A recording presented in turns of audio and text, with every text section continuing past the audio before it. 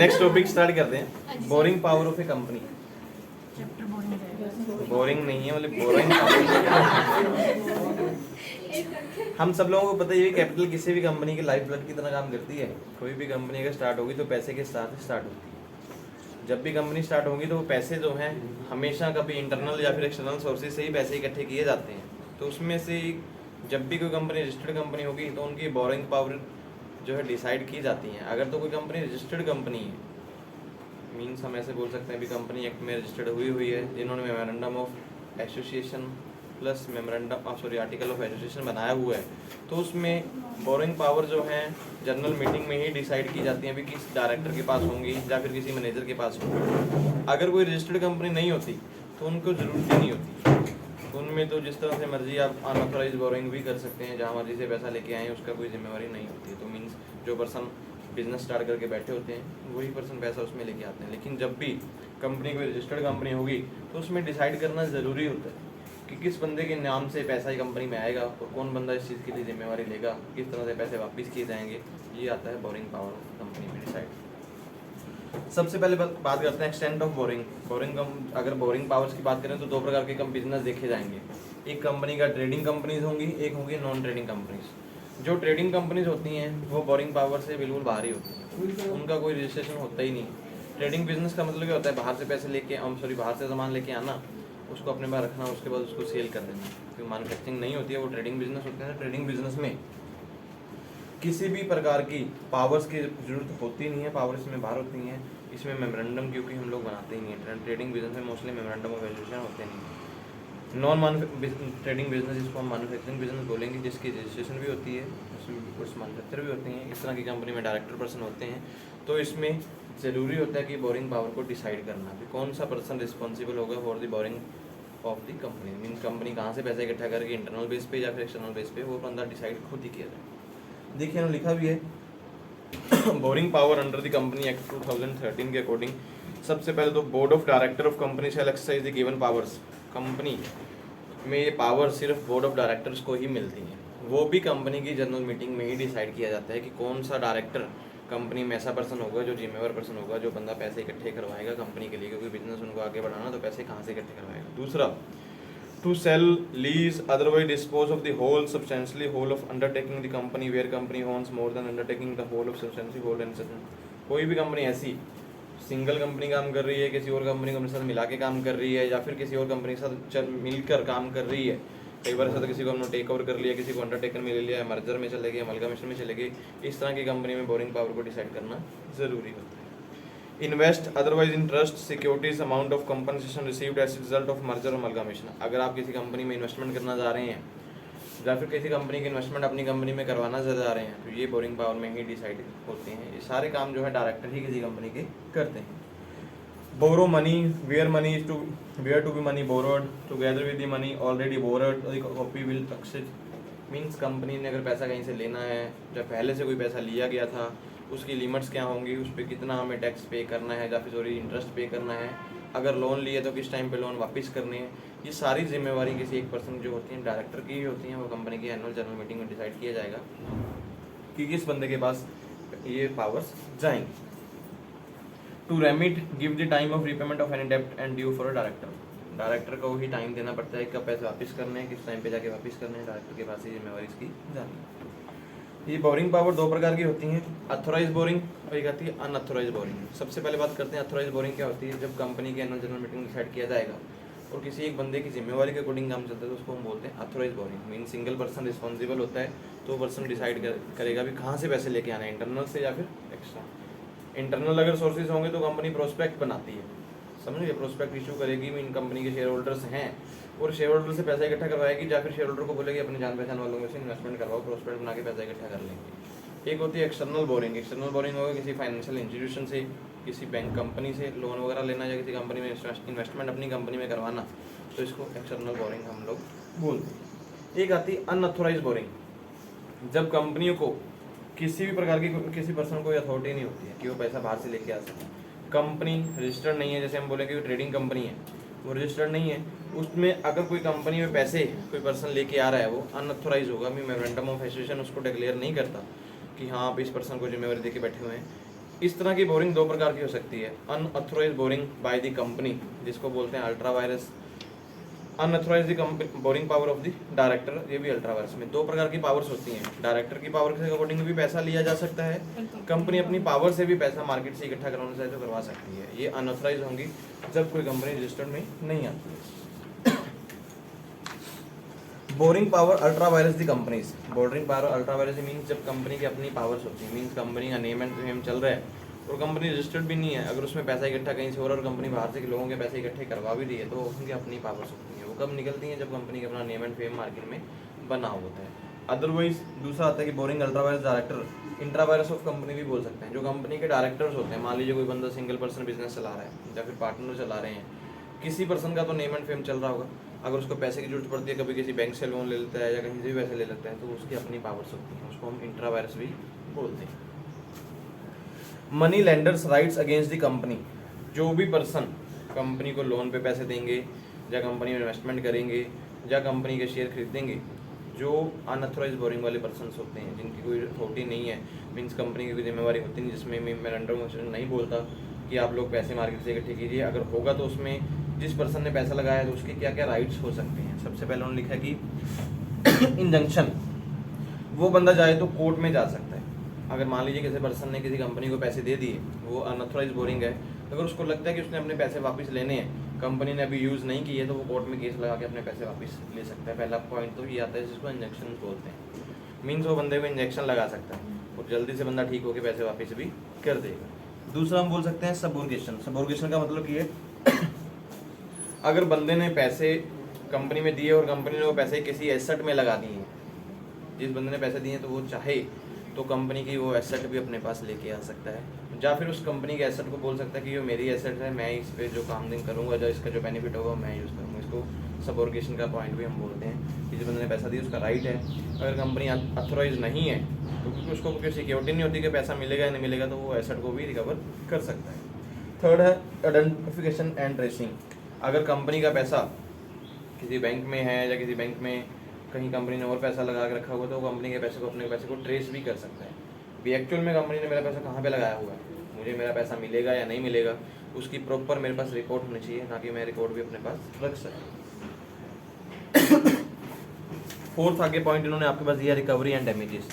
अगर उसका पैसा कहीं कंपनी विदाउट अथॉरिटी कहीं पर भी यूज़ कर देती है, अगर कोई नुकसान हो रहा है तो बंदा उसके लिए केस लगा सकता है, अपना पैसा रिकवर कर सकता है, प्लस जो भी उसके डैमेजेस हुए होंगे, जितना टाइम पीरियड के लिए उसका पैसे का लॉस होता है तो वो डैमेजेस भी रिकवर करवा सकता है अनऑथोराइज कंपनी से भी या फिर डायरेक्टर से भी। Legal implication of the boring ultra vires the director. अगर कंपनी में जो डायरेक्टर्स हैं जिनके अपने अल्ट्रा वायरस उनको पावर्स मिली हुई हैं, अगर उसमें कुछ चेंजेस करने हैं तो किस तरह से। सबसे पहले रेटिफिकेशन बाय द कंपनी। अगर कंपनी चाहे कोई डायरेक्टर की पावर्स को रेक्टिफाई करना चाहती है तो एनुअल जनरल मीटिंग में ही डिसाइड करेंगे वो लोग। 14 दिन पहले सबको नोटिस जाएगा शेयर होल्डर्स को, वो लोग आएंगे, उस मीटिंग में एजेंडा पास किया जाएगा, जो जो उसकी पावर सेटअप करना चाहते हैं, बैंक रिलेटेड, पैसा इकट्ठा करने के अकॉर्डिंग, पैसा देने के अकॉर्डिंग, उन सभी चीज़ों को रेक्टिफाई हम लोग कर सकते हैं। अगर कोई अथोराइज कंपनी है तो मीन्स रजिस्टर्ड कंपनी है, उसमें एनुअल जनरल मीटिंग होगी, उसी में डिसाइड करते हैं। दूसरा misappropriation of money to unauthorise activities.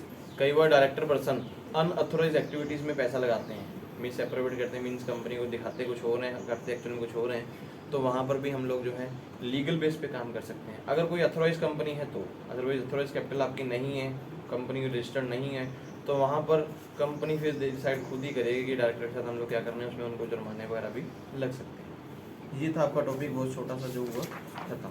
Boring जो आपके पास होंगी दो प्रकार की होंगी, लॉन्ग टर्म और short term. Short term less than the 1 year, long term होगी मोर देन दी 1 ईयर, जिसको हम 5 ईयर से भी ज़्यादा बोल सकते हैं।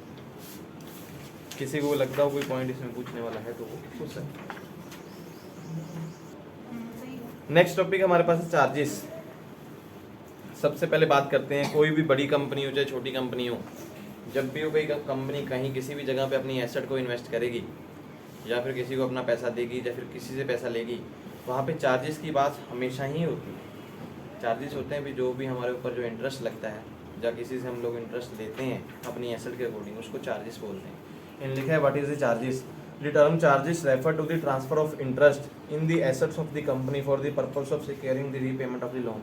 अगर आपने किसी को बंदे को कोई लोन इशू कर दिया है या आपने किसी बैंक से लोन लिया हुआ है, उसकी सिक्योरिटी बेस पे जो इंटरेस्ट हम लोगों को पे करना पड़ता है उसको क्या बोलते हैं, चार्जेस। क्लियर हो? आप लोग भी कहीं से लोन लेंगे या किसी से उधार से पैसे लेंगे तो इंटरेस्ट देना ही पड़ता है। ऐसा तो नहीं है किसी से पर्सन से पैसे ले लो, बंदा बोलता है मुझे इतने टाइम बाद इतने ही पैसे वापस कर देना। पहली बात तो देगा नहीं, दे देगा तो फिर बाद में आपके पीछे पड़ा रहेगा, भाई मुझे टाइम पे ब्याज देते रहो, ब्याज नहीं आएगा तो पैसे रिकवर करते हो। तो उसमें सिक्योरिटी चाहिए होती है कि हमें इंटरेस्ट मिलते रहना चाहिए भाई टाइम के अकॉर्डिंग, जब पैसे वापस करेंगे तो वो बात की बात। Importance points regarding the creation of the charge, कुछ इंपॉर्टेंस पॉइंट बताए गए हैं भी ये चार्जेस क्यों क्रिएट हुए। There should be two parties of the transaction, creator of the charge and the charge holder. दो पार्टीज होती हैं चार्ज में, एक तो होता है भी क्रिएटर ऑफ द चार्जेस जिसने चार्जेस बनाए हैं, और चार्जर होल्डर मीन जो बंदा पैसे यूज कर रहा है जिसको चार्जेस देने होते हैं वो चार्जेस होल्डर होगा।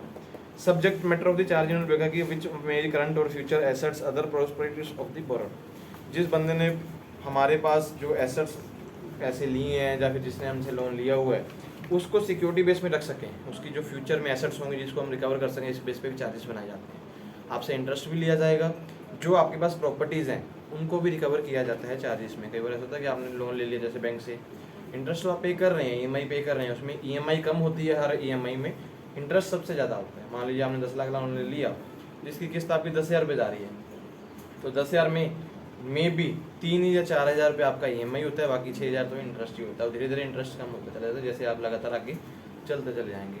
बाई द वे आप साल किस्तें भरने का बोलते हैं कि हम नहीं भरेंगे, तो जो भी प्रॉपर्टी आपकी कंपनी के पास या फिर बैंक के पास रखी होगी उसको प्लेस कर लिया जाता है, वो लोग उसको रिकवर करके आगे सेल करते हैं। Intention the borrower offer one or more of its specific assets properties as the security for repayment. इसमें इंटेंशन भी दिखाई जाती है क्योंकि जो बंदा लोन लेने आएगा वो खुद ही पहले बोल देते हैं कि मैं अपनी प्रॉपर्टी रखूंगा या फिर अपने गहने वगैरह रखूंगा या फिर हाउस वगैरह रखूंगा, जिस बेस में मुझे लोन चाहिए ताकि मैं आपकी पेमेंट्स को रीपे वापस कर दूँगा। आगे आता है डेफिनेशन में, चार्ज के साथ आ रहा है मोर्टगेज। मोर्टगेज क्या होता है? It is a legal process where a person borrow money from the another person and secure repayment of the borrowed money and also payment of interest in agree rate creating rights charge in the favour of lender his movable and immovable property. Mortgage एक ऐसा process होता है जिसमें कोई person जब दूसरी party से loan लेता है तो एग्रीड रेट जो लोन में डिसाइड कर लिया जाता है पहले में ही कि इस रेट के ऊपर आपको रेट ऑफ इंटरेस्ट लगेगा, प्लस जो भी मेरी मूवेबल या फिर इमूवेबल प्रॉपर्टीज़ होंगी वो उनको भी साथ में रखे जाते हैं। इसको बोलते हैं मॉर्टगेज प्रोसेस। चार्जेस तो हम लोग सिंपल बता रहे हैं कि ये इसके ऊपर ये चार्जेस लग रहे हैं। मॉर्टगेज प्रोसेस होता है कि आप लोन में जब पूरी सिक्योरिटीज़ में साइन वगैरह करते हैं कि हम लोग ये प्रॉपर्टीज दे रहे हैं, इतने % हम रेट ऑफ इंटरेस्ट लोन ले रहे हैं, बाई द वे अगर इंटरेस्ट बढ़ा तो हम लोग मैक्सिमम इंटरेस्ट भी आपको पे करेंगे। इस तरह के कंडीशन में जो लोन होता है उसको हम लोग मॉर्टगेज प्रोसेस बोलते हैं। दोनों में डिफरेंस क्या है? मॉर्टगेज जो एक प्रॉपर प्रोसेस है जिसमें पैसे लिए जाते हैं और किस तरह से वापस किए जाए उस प्रोसेस को बोलते हैं। चार्जेस क्या होते हैं? जो उस प्रोसेस में जो हमें एक्स्ट्रा पैसे देने पड़ते हैं वो हमारे चार्जेस होते हैं। दोनों में डिफरेंस क्लियर हो जाए।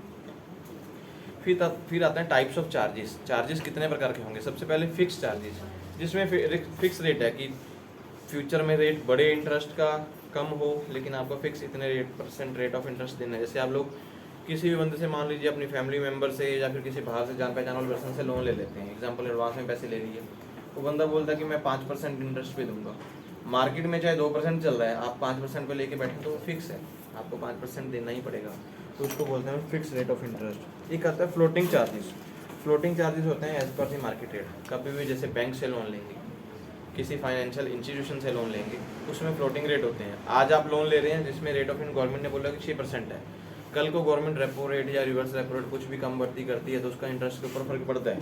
कल को मान लो 6.5% हो गया या 7% हो गया, आपको पैसे उसी के अकॉर्डिंग ही देने पड़ेंगे। मीन्स आपकी EMI में फ़र्क पड़ जाएगा, आपको जो पैसे देने वाले होंगे थोड़े और ज़्यादा बढ़ जाएंगे। इनको हम बोलते हैं फ्लोटिंग रेट। एक आते हैं on the basis of the condition of charge. Charges के अकॉर्डिंग भी कुछ कंडीशन बनी हुई हैं, जो कौन कौन से होंगे? सबसे पहले पेरी पैसू चार्ज। पेरी पैसू उसका साथ मतलब इक्वल स्टेप बोलते हैं, 1 इक्वल फुटिंग, एक ही फुटिंग के ऊपर चलना, इसको पेरी पैसेज बोलते हैं। कि हमने जो आज डिसाइड कर लिया इक्वल रेट पे हम लोग चलते चले जाएंगे, इतना खर्चा होगा, इतनी EMI होगी, हर बार हम बढ़ते चले जाएंगे। इसको पेरी पैसेज चार्जेस बोलते हैं, इसको इक्वल फुटिंग चार्जेस भी बोलते हैं। दूसरा हमारे पास है एक्सक्लूसिव चार्जेस। एक्सक्लूसिव चार्जेस होते हैं जिसमें सिक्योरिटी भी साथ में प्रोवाइड की जाती है। नॉर्मल इंटरेस्ट तो हम लोग पे कर ही कर रहे हैं, सिक्योरिटी भी साथ में दी जाती है। जैसे हम जो मॉर्टगेज में देखते हैं कि प्रॉपर्टी रखनी पड़ती है, उसमें सिक्योरिटी बेस पे भी हमें कुछ चार्जेस एक्स्ट्रा भी देने पड़ते हैं। जैसे मैं बोलूँ कि किसी नॉर्मल पर्सन से आप लोन ले लीजिए, वो बोलता है कि मैं आपको 10,000 का लोन दे रहा हूँ, एक्चुअल में आपको 10,000 देते ही नहीं है, खरीदते कितना है 9,000। पहले 1,000 रुपये एज ए सिक्योरिटी रख लेते हैं। आपको जब पे करने मिला भी 9,000, देना भी 10,000 से ऊपर होता है तो इसके बोलते हैं इंक्लूसिव चार्जेस। इंक्लूसिव चार्जेस हमको पहले मिले। आपने कोई बैंक कोई गाड़ी खरीदनी है या कोई मोबाइल खरीदना है, कुछ भी खरीदना है, उसमें होता है ना फाइल चार्जेस वगैरह, उसको एक्सक्लूसिव चार्जेस बोलते हैं। रेट ऑफ इंटरेस्ट तो लगना ही लगना है, जो फाइल चार्जेस हमारे एक्स्ट्रा लगे उसको एक्सक्लूसिव चार्जेस भी बोलते हैं। एक आते हैं फर्दर चार्जेस। आज लोन स्टार्ट हो गया, आगे जाके अगर किसी और खर्चे भी नए जनरेट हो गए, रेट ऑफ इंटरेस्ट बढ़ जाएगा, मे भी कोई नई स्कीम आ जाएगी या फिर उसमें इंश्योरेंस ऐड कर दी जाएगी, जो आपको अलग से खर्चे भी ना चाहते हुए भी करने पड़ते हैं, उसको हम लोग फर्दर चार्जेस बोलते हैं। आज जो कंडीशन थी मे भी आने वाले टाइम में कुछ और चेंजेस हो जाएं तो आपको उनको साथ लेके चलना पड़ता है। एक आते हैं crystallisation of the charges. It the conversion of floating charges into fixed charges. अगर आप लोग फ्लोटिंग चार्जेस को फिक्स में कन्वर्ट करते हो, इसको हम क्रिस्टलाइजेशन चार्जेस बोलते हैं। मैं एग्जांपल आपको कुछ बोलूँ तो मान लीजिए आपने एक लोन लिया किसी प्राइवेट बैंक से, कोई प्राइवेट संस्थान जो भी है, आप उसको कन्वर्ट करना चाहते हो गवर्नमेंट में। आपने यहाँ पे 10 लाख का लोन दिया, जिसको 15 साल के लिए लिया, तो आपको वापस करने 25 लाख रुपए लगभग 15 साल। आप बोलते हो कि इनका रेट ऑफ इंटरेस्ट मुझे बहुत ज़्यादा बढ़ रहा है, आपने एक आधे साल किस्त भर भी दी है, इसको यहाँ पे लेके आना चाहते हो 10 लाख का लोन। अगर यहाँ से हम लेते हैं तो ये लोन हमें अगर इतने साल वापस करें तो हमें 15 साल में 20 लाख वापस करना है। बेनिफिट तो नज़र आ गया 5 लाख, लेकिन इसको जब इसमें कन्वर्ट करोगे, फिक्स में कन्वर्ट लेके आओगे, तो यहाँ पर कुछ ना कुछ हमें चार्जेस लगते हैं, जिसको बोलते हैं चेंजेस करने के ऊपर। वो चार्जेस आपको पे करने हो सकते हैं, वो 50,000 हो सकता है कि 1 लाख हो सकता है कि 2 लाख हो, जो भी चार्जेस होंगे उस टाइम पे फाइल क्लोजिस करने के टाइम पे, या फिर रेट ऑफ इंटरेस्ट जो फिक्स बनता है वो आपको पे करना ही पड़ता है। इस तरह के चार्जेस को हम बोलते हैं crystallisation of the charges.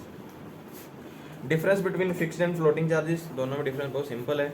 Fix में रेट ऑफ इंटरेस्ट फिक्स है, आज आपने लोन कर लिया 6% के ऊपर, ये पूरे टाइम पीरियड में 6 ही रहेगा।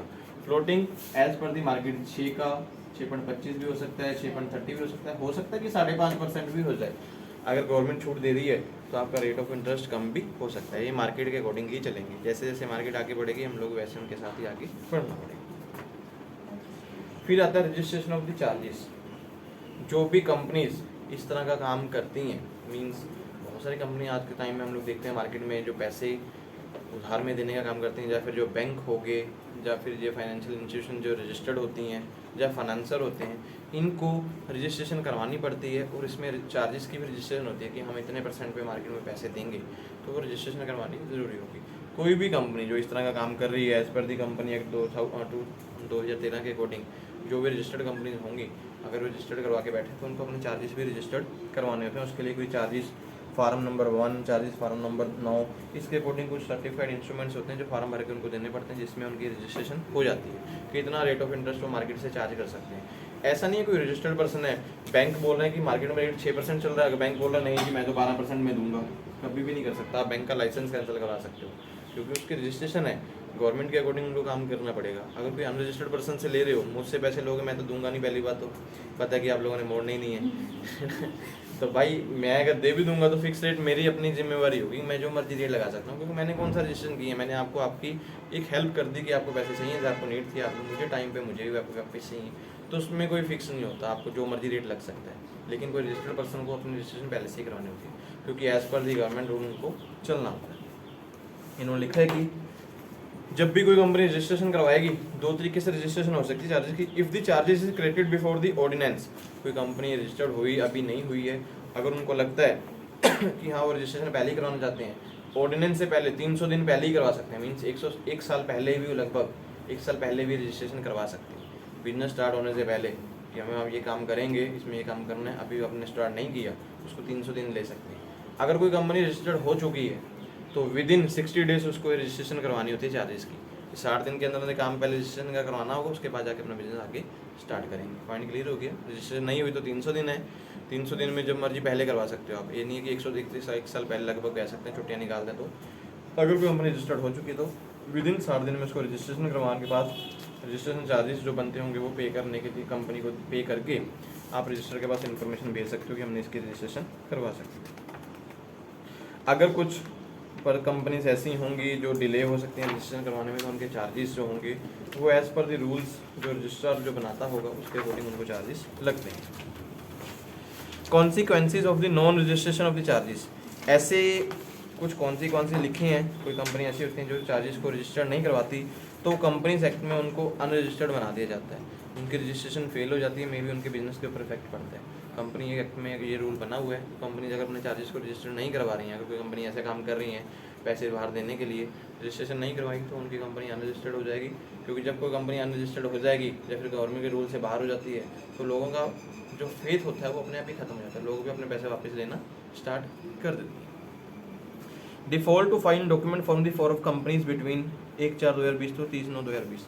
अगर कोई कंपनी ऐसी भी हैं जो 1 अप्रैल को रजिस्टर्ड हुई हैं, विद इन 6 मंथ इनको बोला कि रजिस्ट्रेशन करवाओ 30 पे, अगर वो नहीं करवा पाते हैं तो उनके ऊपर भी जो भी जुर्माने बनते होंगे, जैसे उन्होंने बोला कि फीस, एडिशनल फीस भी उनको पे करनी पड़ती है, फीस डबल भी हो सकती है, या फिर जो जुर्माना उस टाइम पर डिसाइड किया जाएगा वो भी हो सकता है।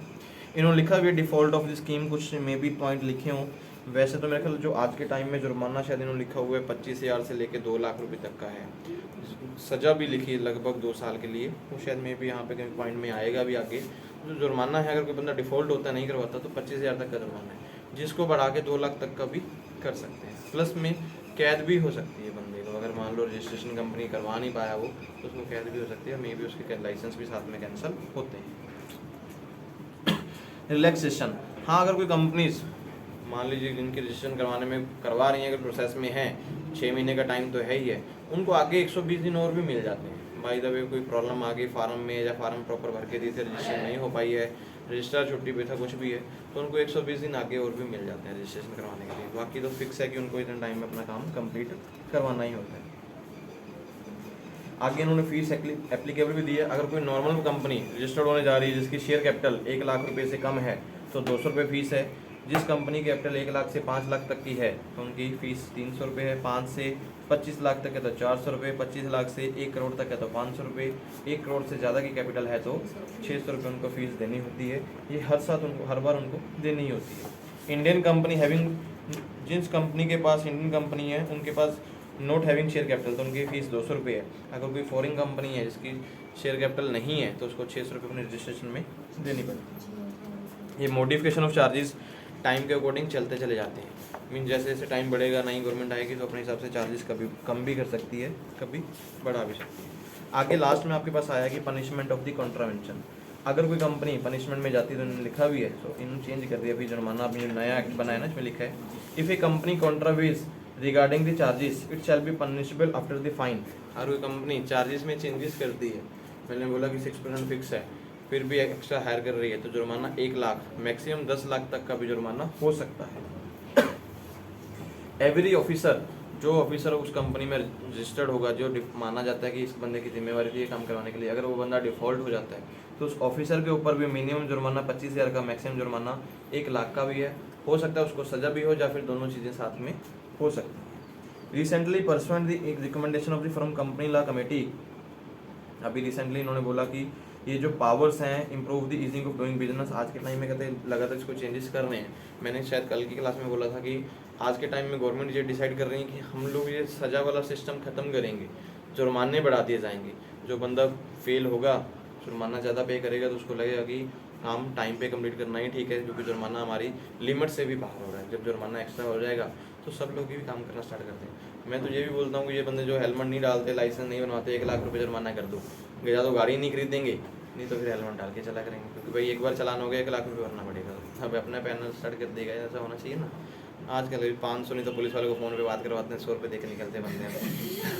तो बंदे जब 1 लाख रुपये जिस एक बंदे को भी लग गया तो अपने अभी लोग स्टार्ट हो जाएंगे, वरना हेलमेट भी डालना, ये भी काम करना। ये था आपका टॉपिक चार्जेस का जो हुआ खत्म। अगर आपको लगता है कोई पॉइंट पूछने वाला है तो